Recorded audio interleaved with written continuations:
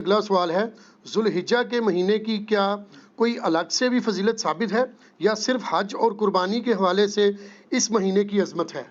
حج اور قربانی تو جی کلائمیکس ہے اس مہینے کا، لیکن یہ مہینہ الگ سے بھی ایک فضیلت رکھتا ہے نا جی۔ سورہ التوبہ کے اندر اللہ تعالیٰ نے فرمایا نا کہ جب سے اللہ تعالیٰ نے زمین و آسمان کو پیدا فرمایا ہے تو 12 مہینے ہیں سال کے، ان میں سے 4 حرمت والے ہیں۔ بخاری اور مسلم میں اسی آیت کے کانٹیکسٹ میں ایک حدیث ہے کہ نبی علیہ السلام نے فرمایا وہ 4 حرمت والے مہینے 3 کنزیکٹیو ہیں، ذی قعدہ، ذوالحجہ اور محرم، اور ایک الگ سے ہے رجب کا مہینہ۔ ان 4 مہینوں میں آپ قتال نہیں کر سکتے تا وقت کہ کافر آپ پہ جنگ تھوپ نہ دے۔ اس لیے آپ دیکھیں جنگ صفین جو تھی اس کے دوران بھی یہ مہینہ آ گیا تھا، اس کا حرمت والا مہینہ، تو جنگ روک دی گئی تھی۔ تو حرمت والا مہینہ یہ ذوالحجہ، اس اعتبار سے تو اس کی اہمیت ہے۔ باقی بڑی عید ہے ہماری 10 ذوالحجہ کو، اسی طریقے سے حج کی ساری ایکٹیویٹیز ذوالحجہ کے مہینے میں، تو یہ تو سارے فضائل اس کو حاصل ہیں۔ ایک جنرل حدیث ہے صحیح بخاری کے اندر کہ نبی صلی اللہ علیہ وآلہ وسلم نے فرمایا باقی پورے سال میں کیے ہوئے اعمال کبھی بھی ذوالحجہ کے پہلے 10 دنوں میں کیے ہوئے اعمال کے برابر نہیں ہو سکتے۔ اب یہ کیٹاگوریکلی ہے، یعنی ایون رمضان کی کوئی عبادت بھی یہ پہلے 10 دنوں کا مقابلہ نہیں کرتی، بلکہ اکثر مفسرین کا اتفاق ہے یہ سورۃ الفجر میں جو اللہ نے قسم یاد فرمائی ہے نا، والفجر ولیال عشر، فجر کے وقت کی قسم اور 10 برکت والی راتوں کی قسم، یہ 10 راتیں جو ہیں وہ ذوالحجہ کی 10 راتیں ہیں، یکم ذوالحجہ سے لے کے 10 ذوالحجہ تک۔ تو بخاری کی اس حدیث میں آیا ہے کہ پورے سال میں نیک اعمال کا وہ ثواب نہیں ہے جو ان پہلے 10 دنوں کے اندر ہے،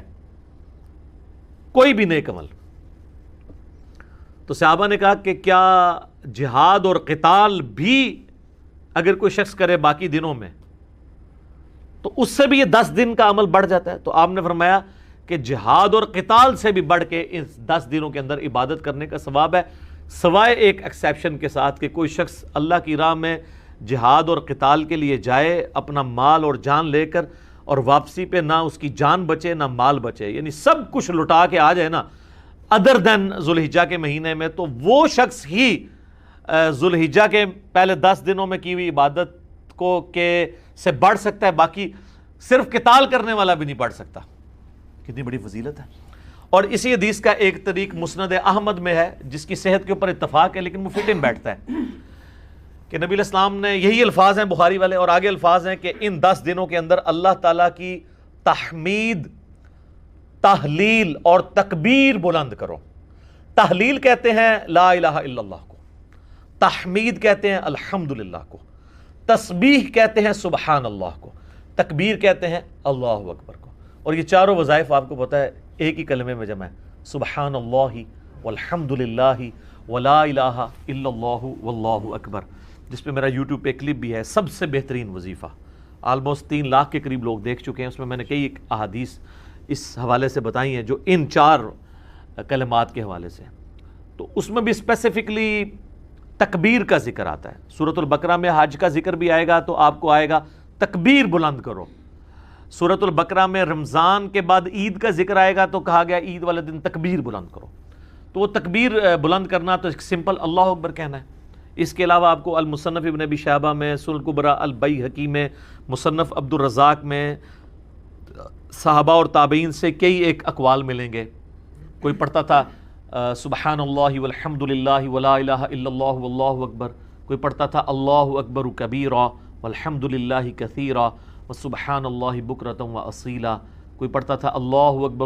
اکبر لا الہ الا اللہ واللہ اکبر وللہ الحمد۔ تو اس طرح کے کئی ایک کلمات جن میں اللہ کی تکبیر بلند کی گئی ہے، جو معصورہ چیزیں کتاب و سنت سے ثابت ہیں، آپ وہ تمام الفاظ استعمال کریں تو یہ تکبیرات۔ اور پھر آپ یہ دیکھیں یہ تکبیرات آپ امام بخاری نے تو باقاعدہ صحیح بخاری میں اسی حدیث جو میں نے بیان کی کہ ذوالحجہ کے فضیلت، اس کی ہیڈنگ کے اندر انہوں نے لیا ہے کہ جو ابن عمر اور ابو ہریرہ تھے رضی اللہ عنہما، وہ ان 10 دنوں کے اندر بازار میں جا کے تکبیرات کو بلند کیا کرتے تھے، کیونکہ یہ تکبیرات بلند کرنے کے بلکہ امام بخاری اسی پھر چیپٹر میں کی ہیڈنگ میں لے کے آئے کہ امام محمد باقر جو تھے، امام جعفر کے والد اور امام زین العابدین کے بیٹے، امام حسین علیہ السلام کے پوتے، ان کے بارے میں کہ وہ عام نمازوں میں فرض نماز کے علاوہ بھی جو نوافل ادا کرتے تھے نا، جنہیں ہم سنت مؤکدہ کہتے ہیں، اس کے بعد بھی تکبیرات بلند کیا کرتے تھے۔ ایک تو وہ ہے نا جو سنن الکبریٰ البیہقی کے اندر، المصنف ابن ابی شیبہ میں، باقی کتابوں میں مولا علی علیہ السلام کا آپ کو ملے گا کہ مولا علی علیہ السلام جو ہیں وہ 9 ذوالحجہ کی فجر سے لے کے، یعنی حج والے دن کی، اور 13 کی مغرب سے پہلے تک، یعنی عصر کی نماز تک، ہر نماز کے بعد بلند آواز سے یہ تکبیرات پڑھا کرتے تھے۔ اللہ اکبر، اللہ اکبر، لا الہ الا اللہ، اللہ اکبر، اللہ اکبر وللہ الحمد، جو اہل سنت اہل تشیع کے ہاں کامن ہے، اور الفاظ سے بھی آپ پڑھ سکتے ہیں۔ تو یہ تکبیرات خاصہ ہیں، فرض کے بعد بھی ہیں،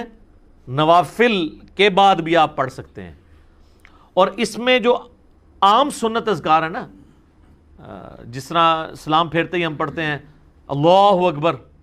استغفر اللہ استغفر اللہ استغفر اللہ، اللہم انت السلام و منک السلام تبارک یا ذا الجلال والاکرام، وہ آپ نے اپنی جگہ پڑھنا ہے۔ اس میں بھی آپ دیکھ لیں تکبیر پہلے ہی بلند ہو رہی ہے، اس میں بھی تکبیر آ رہی ہے اللہ اکبر۔ تو تکبیر کے جتنے بھی الفاظ ہیں نا، وہ سب کے سب یعنی اس کا خاصہ ہے ان دنوں میں، جو ان کو اس میں جو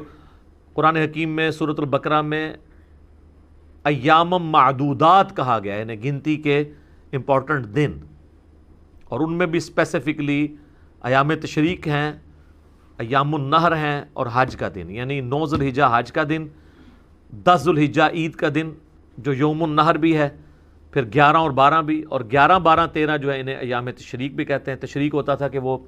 پرانے زمانے میں تو آپ کو پتہ ہے فریج اور برف نہیں ہوتی تھی، تو گرم علاقوں میں دھوپ میں گوشت کو خشک کیا جاتا تھا تاکہ وہ بعد میں استعمال کیا جائے، تو وہ اس خشک کرنے کو کہا جاتا تھا تشریق، جو آج بھی آپ دیکھیں جن لوگوں کو یہ پتہ ہے تو وہ کرتے ہیں، وہ کئی مہینے تک گوشت استعمال کرتے ہیں، اس میں بیکٹیریا نہیں پڑتا۔ جس طرح کہ اچار اگر آپ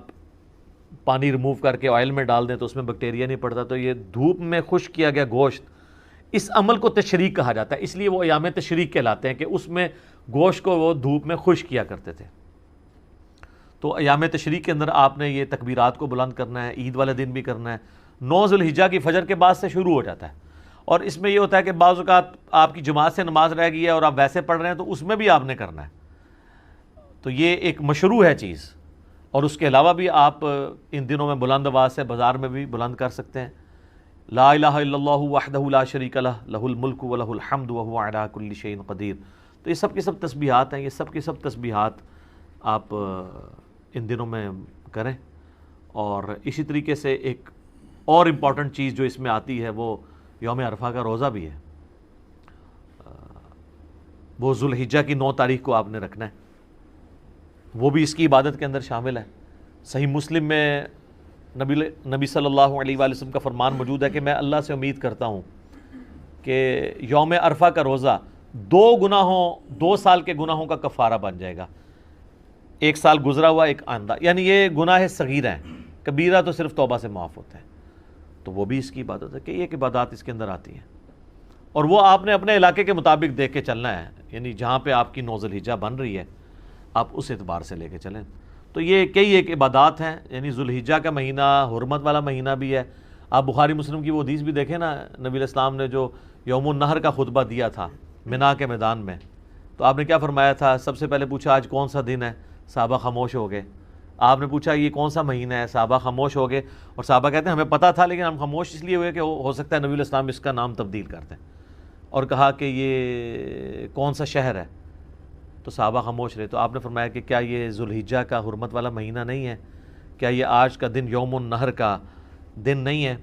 اور یہ شہر مکہ نہیں ہے حرمت والا شہر؟ جس طریقے سے آج کا یہ مہینہ، یہ دن، اور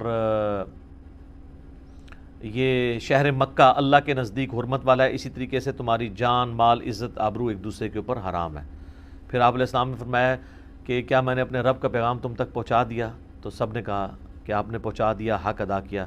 آپ نے 3 دفعہ یوں انگلی آسمان کی طرف بلند کر کے صحابہ کی طرف کی، اللہم اشہد، اللہم اشہد، اللہم اشہد، اے اللہ گواہ رہنا میں نے یہ پیغام پہنچا دیا ہے۔ پھر آپ نے فرمایا جو یہاں پہ موجود نہیں ہے ان تک پہنچانا اب تمہاری ذمہ داری ہے. اور بس اوقات جسے بات پہنچائی جا رہی ہوتی ہے وہ زیادہ یاد رکھنے والا ہوتا ہے بنسبت اس کے کہ جو بات پہنچا رہا ہوتا ہے.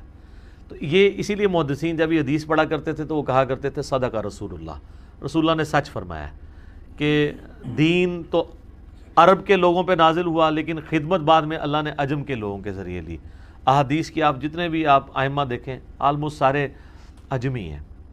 اور عجمی بھی کہاں کہاں سے اٹھ کے آئے ہیں. امام بخاری رشیا سے گئے ہیں, امام ترمذی امام ابو داؤد افغانستان کے رہنے والے ہیں, امام مسلم ایران کے رہنے والے ہیں. تو اس طریقے سے اللہ تعالیٰ نے یہ خدمت عجمیوں سے لی. اور مجھے بڑا عجیب فیل ہوتا ہے جب سعودی عرب کے چینل پہ حج کے دنوں میں آپ اگر لگا کے دیکھیں تو اس میں تو آلموسٹ چلتی رہتی ہیں احادیث, لیکن عام دنوں میں بھی آپ اگر مدینہ شریف والا چینل لگائیں یا ایون مکہ شریف والا بھی, اذان اور نماز کے وقفے کے دوران جو احادیث بیان کی جا رہی ہوتی ہیں تو وہ اکثر احادیث کے اینڈ پہ بول رہے ہوتے ہیں رواہ البخاری رواہ المسلم, رواہ البخاری رواہ مسلم. تو کتنی عظمت کی بات ہے کہ ان دو بندوں کے نام لیے جا رہے ہیں جو عرب کے لوگ ہی نہیں ہیں, اور نبی علیہ السلام کا سارا نالج احادیث کا اللہ نے ان کے ذریعے جمع کروایا ہے. اللہ تعالیٰ ان کی قبروں کو نور سے بھر دے, انہیں ان کے نیک کاموں کا اجر عطا فرمائے, آمین. ٹھیک ہو گئی. جزاکم اللہ خیر.